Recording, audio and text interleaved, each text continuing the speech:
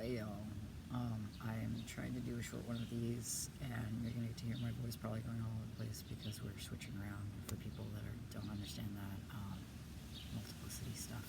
We've been that way, probably common being two-spirited, indigenous, and everything else, and, channeling things and yada yada yada since we were a kid.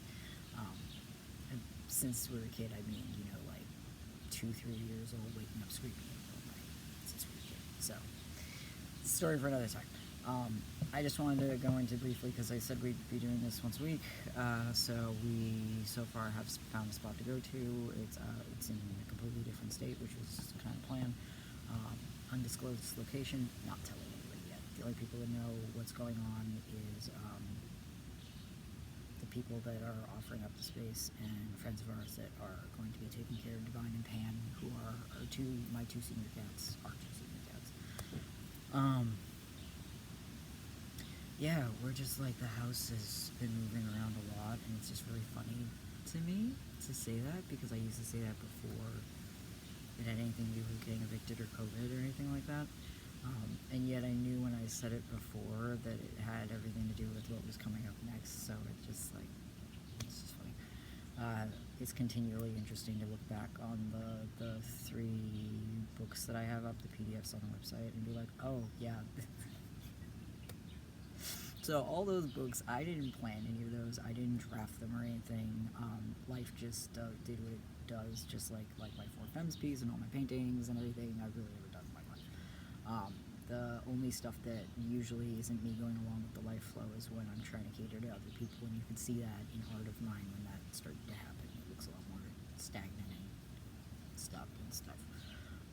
Same with writing, but so because we're packing up everything, we're doing archiving, and there's going to obviously be a whole lot more getting done after we've gotten the bus set up and everything, and also, after we've moved to our new space, etc., etc., because while we're out living in a tent in the car in the middle of the woods, I'm going to have plenty of time to, take pictures and make notes. I'm going to be reviewing a lot of my stuff because we're moving on to the next phase of a lot of things, and those phases have everything to do with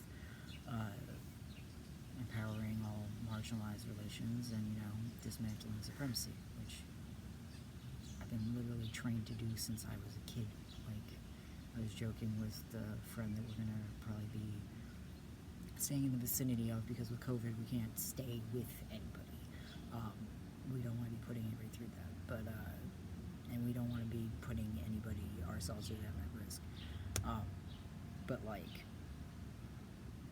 I know this isn't something a lot of people are used to saying or hearing, but it's kind of why it's important, because it's kind of the continual reminder for me, and it's also why when I was younger I had such a hard time, and not even younger, up until like probably my early 30s, I had such a hard time handling all this. And it's because, like, my mom was like, I had you were born, you were conceived so that you could do this job that you're going to be doing the rest of your life, which is that I go around and create safe spaces to the best of my ability, and I remove stagnancy that's caused by oppression, so that area can handle dismantling oppression on its own. It's just that every single place that I've gone refuses to do that after I leave, including with talking to friends who are in areas that I used to live in completely different states, just talking to them recently and them being like, yeah, since you left it feels like I'm in a mud pit all the time.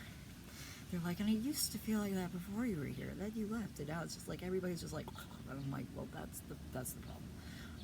And so I'm bringing this up because I'm sure there's plenty of people on here that are just like, but I'm stuck in my life. It's like, I get it, because I've been there and I have my days sometimes, but for the most part I don't really have those anymore. And the reason for that is because every single time that happens I go, okay, life, so what am I supposed to do? And then I just listen, or I just sit, or I just follow my intuition. Like, everybody that knows me gets to see me on the regular, like, putting my hand out in the direction of things and seeing what calls to me. And it's not because of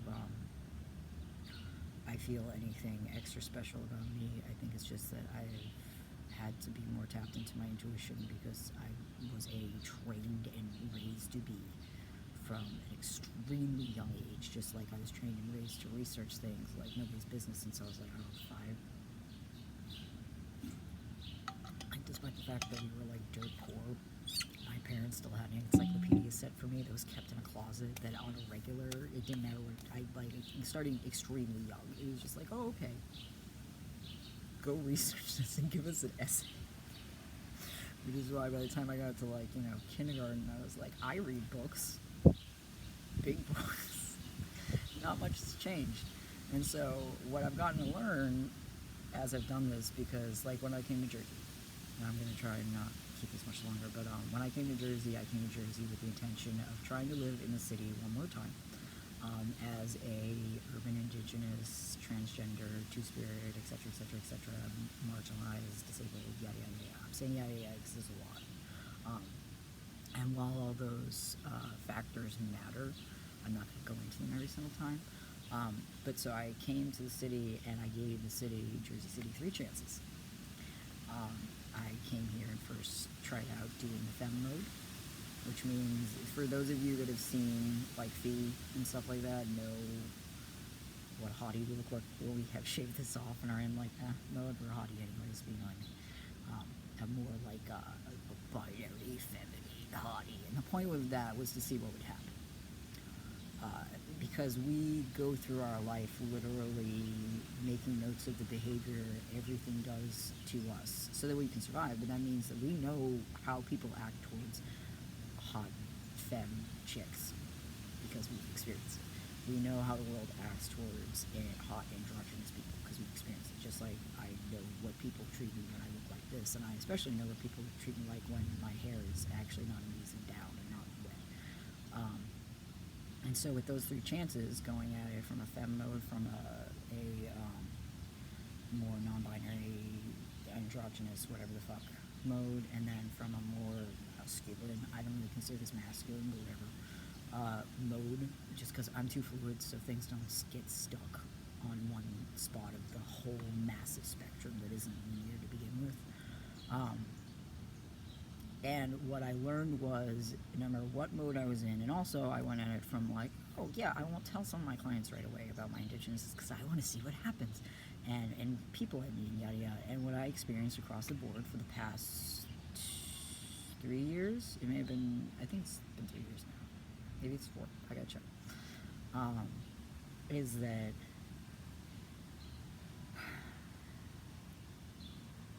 anybody with any form of privilege nowadays is so intent on holding on to that privilege that the moment they realize somebody else is not as privileged as they think they are, they go into this disassociated freak-out mode, which just has, and I'm sure plenty of you have also experienced this, I'm sure a lot of people have, I think everybody has, they go into the unintentional shaming mode where they act really weird around you because they're so ashamed of not understanding, and they also are taught that, like, you're a weirdo. And while I think a lot of people in 2020 don't necessarily totally think that anymore, I think people are really clinging on to things that are allowing for everything that's still problematic to continue going on. That includes COVID. That includes the fact that, everybody's like, oh, it's not the scary end times. And here's the thing, like, for anybody that's like, oh, Book of Revelations and 7th Generation, blah, blah, blah, blah. Those things are all about the fact that change happens. It's not about, like, the cataclysmic end of the world. It's about the fact that change happens, and when change happens, some people are willing to go, oh, this change needs to happen for the actual greater good. And by that I mean, like, life has decided we as a species have continued to fuck it up my language, way too much, and now we're here. And so for everyone that's able to back the fuck up and look at what's going on, excuse my language, and engage with what they're actually supposed to be being. Like, this was supposed to be our time out. Like, and once again, I put out books and music about this to warn people about this. A lot of people that are tapped in have been putting out info about this for a while. Like, some of my earliest stuff about this is from back in like 2004, I think. And I know I put out stuff before that, and the thing is, this is getting talked about forever. And it's basic behavior, like the way we act and interact with one another, our environments, our relations directly affects what's going on in our world. Is there a bee attacking me? I think it was a beetle. Anyways, I'm about to go have pancakes, and Kay is going to be doing more of their thing. But yeah, I just want to say well and for everybody that has stuck around and has been patient, because obviously, like, between massive nerve damage, which, by the way, I got my new candy pens. Because my, I used to have Flecko Jody, and it, I lost it in the rain, like, last year.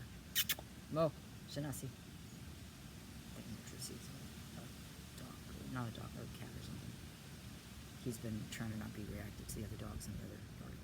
But between this and moving, because I do smoke a lot, and I've been trying to... Oh, wow. You want to see this guy being cranky? I've been trying to smoke less, but that'll help out a lot, because I haven't really been using my vape at all. What did you see? What did you... Where's your... I guess I'll have to go take care of it. But anyways, I'll talk to you guys later, and this will be less rambly hopefully next time, but the whole point is I'm not caring about that anymore. So, no more please. Take care of yourselves. Be the best monster you can be. Be kind to each other, and be aware that the world is changing, whether people that are oppressors in power, or people that are privileged and not wanting it to change, or people that are just scared want it to or not. Because the world changes, and that's what it does. And I look forward to all my relations being free and actually caring for one another. And all the massive changes that are going to go on over the next 10 years. Maltus.